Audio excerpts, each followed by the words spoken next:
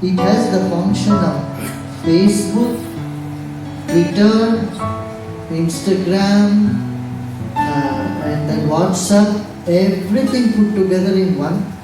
And soon it will have a voice recording as well. And it's a social media platform, and it is hack-free. Nobody can meddle with it.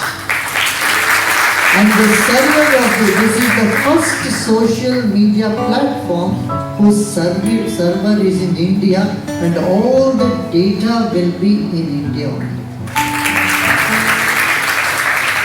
Already several thousand people have started this. It's on the desk now. But if you put elements, see, it looks like Ganapati actually.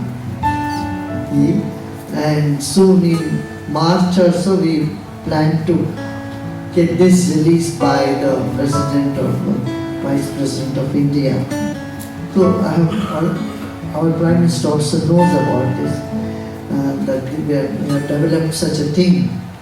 So this is something that we need.